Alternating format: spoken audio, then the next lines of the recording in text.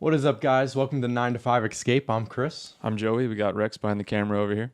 So the second city we checked out in our 2-week trip to Thailand was Chiang Mai. So in this video, we'll be going over the top 5 things to do while you're there. So let's get into it. The first thing on our list to do is go to the night safari. It's pretty much a zoo, a little bit farther from the center of Chiang Mai than most things you're going to do.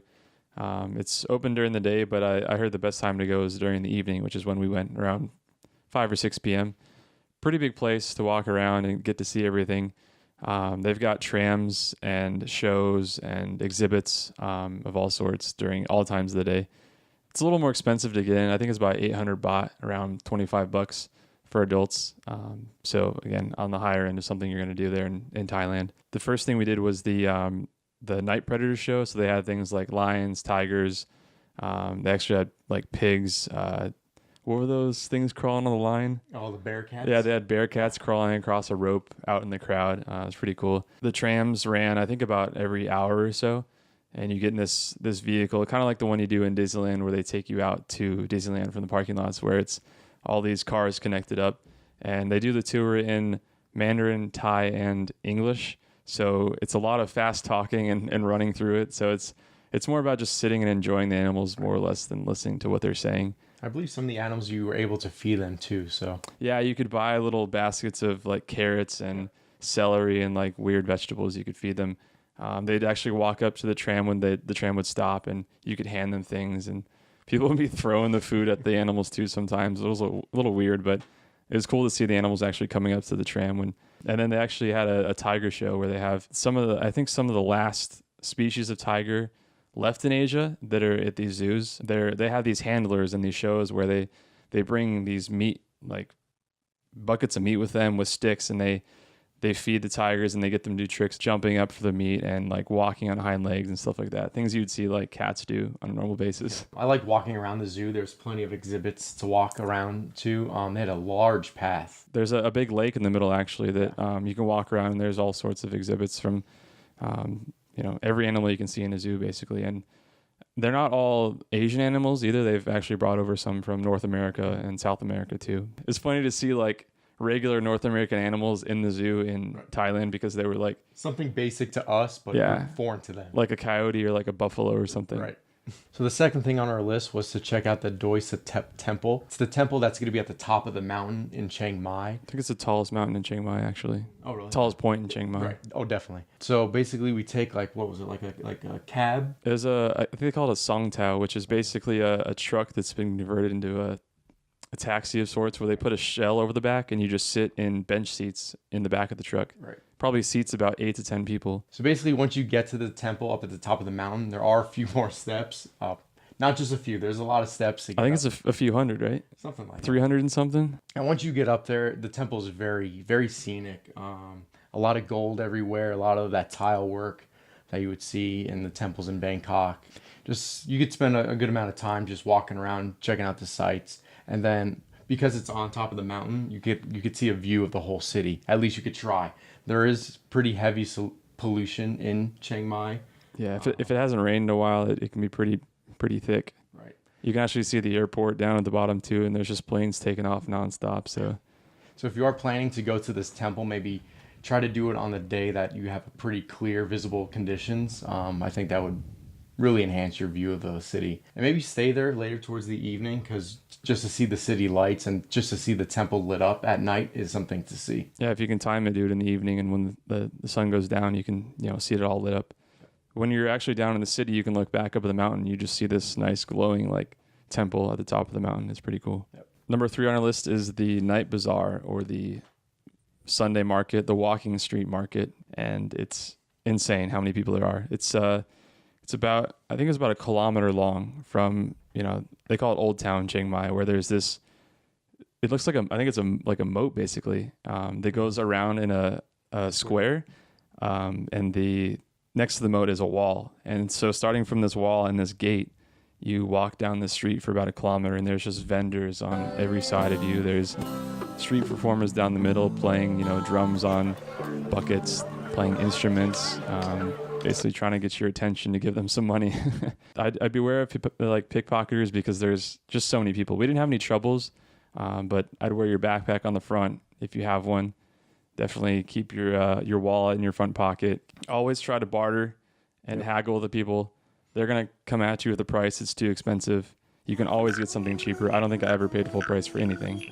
And don't be afraid to walk away, because they'll probably try to holler at you as you're walking away to get you to buy something. I think the best practice is maybe check out a couple of vendors for the same item that you're looking to buy, because odds are you might get it for a cheaper price somewhere else. So That's true. Yeah. shop around. Yeah, I remember going to a different place and it was a couple $100 more just for the same item. But they also have restaurants there you can stop and eat. A lot of street food. Weird things to eat: scorpions, grubs, ants, cockroaches, anything your heart desires. We actually walked up and down the whole thing and it was exhausting. It took a few hours. I think just the crowd was exhausting, like swimming through people, wading through lines, all that. The fourth thing on our list was to check out the Elephant Jungle Sanctuary. That's actually like a certain one. That's the name of it. There are other sanctuaries. There's two main ones in Chiang Mai that are pretty reputable. We went to this one because we did a half day instead of a full day. The other one has a full day, and the full day is a little more expensive, obviously. But there are some shady ones that they allow you to ride the elephants, and they kind of treat them a little poorly. I'd recommend going to the ones that don't let you ride them, because it's kind of harms the elephants. It's not the right thing to do. Don't support places like that. But yeah, Elephant Jungle Sanctuary, they were great. I think they started from one little camp, maybe had a few elephants, and now I believe they have 9 separate camps with a lot of different elephants. Yeah, the one we were at Camp 8, and they had 5 or 6, I believe. Yep. So, they had like a teenage elephant and even a baby elephant. So super cute. So basically what you could do there, they'll basically educate you about the elephants, what to expect, what that interaction is going to be like with them. You could feed the elephants. That was something really interesting to do. They brought out these big buckets of bananas, like tons of bananas, insane. And we just kept feeding them. Yeah. They teach you how to feed them. So basically you would say bon bon, and the elephant would open its mouth and you could just feed the elephant the banana. Or the elephant would just pick the bananas from your hand with its trunk. The baby one didn't want the green ones. Yeah, the baby was super picky. Yeah, I don't know how it knew, but it would just grab them with its trunk and then throw the green ones and actually eat the yellow ones. And they actually eat them with the peels on, which is kind of odd. Yeah, but their diet is super fibrous. They basically just eat branches, leaves, bananas, fruits. Yeah. So some other things you'll get to do at the sanctuary is you'll be able to wash the elephants. Basically, they bring you down to like a little watering hole, and you could just throw some water on the elephants. And they lay down their side and you rub them and stuff, and they're all throwing water around. And the elephants dictate how long they want to be bathed for. So they'll just get up and walk away. And that's when you'll know they're done. So then the next thing was to give them a mud bath. It's basically how they have sun protection. You rub mud all over their back while they're laying in this big muddy pit. You do get pretty muddy in that process, so you can take a shower after you're all done with that. They provide the showers, the soap, so you basically can get clean. Because the next thing is you're going to be having lunch. So, and that's included in the price of the sanctuary. So that was pretty awesome. So the mission of the sanctuary is to take elephants in and care for them, because they can't be out in the wild. Most of them are from circuses or have been working on farms and fields and stuff, so they can't really survive in the wild on their own. So they're just there to kind of rescue them and take care of them for the rest of their lives. And even if they did release them to the wild, they'd be rampaging over other people's properties and fences and crops and stuff like that. That was definitely my favorite part of the trip, I would have to say. The last thing on our list, the 5th thing on our list, is ziplining. We were on the fence about it. It was a little expensive. Again, another touristy thing in Thailand. It was about, I think it was about $100, close to $100 per person. But you're out there for about 2 to 3 hours, not including the drive out there. Ton of ziplining. There was 18 or 19 different runs or stations that you went to. And they had these cool ropes, call it a ropes course, I guess, or planks you walk down, things that are hanging from the trees. You're basically in the trees the entire time. It is in the forest. It's not quite a rainforest because it doesn't rain as much as it should. So you aren't just ziplining. There's actually some variety to it. I think if we were just riding across zip lines for 18 or 19 different runs, I'd be pretty bored, but they try to mix it up for you. So the first one you go off of, they just throw you right into it. It's the longest one. It's 800 meters. You get going pretty fast. I've ziplined before, and I was a little hesitant to jump off that first platform there.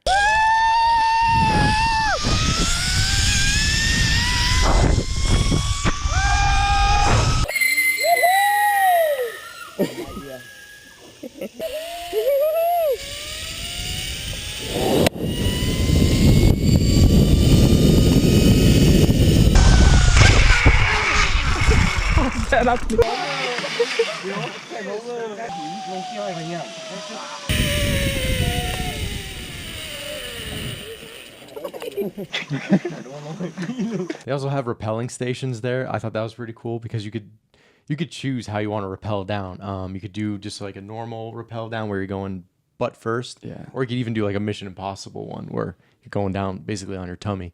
That was really fun to do. And then they had ones where you could jump off and then zip line like a Superman sort of dive. So they mix it up a bit for you. And then once you're all said and done with that, they actually give you lunch. It's like a restaurant across the way from the main place. It's like by a waterfall, a little stream. They're playing some local music there for you. They mix up like a nice meal that's been made from crops and foods that have been harvested from the lands nearby. So it's pretty authentic and genuine. And then afterwards, they take you up to a waterfall that's just down the way. You hike up it, take some pictures, hang out, and then you're on your merry way. So thanks, guys, for tuning in to our Chiang Mai video. Make sure to follow us on our Facebook and Instagram. And if you want any more detailed description about our trip there, be sure to check out our blog post on our website, 9to5escape.org. We'll have the link in the description below. Make sure you hit that thumbs up button if you liked the video. Any more questions, comments, concerns, leave them down below in the comments. Make sure you're subscribed to the channel. Get future updates. Hit that bell button for us. We'll have a video every so often for you and more videos about Thailand. Catch you next time. Thanks, guys.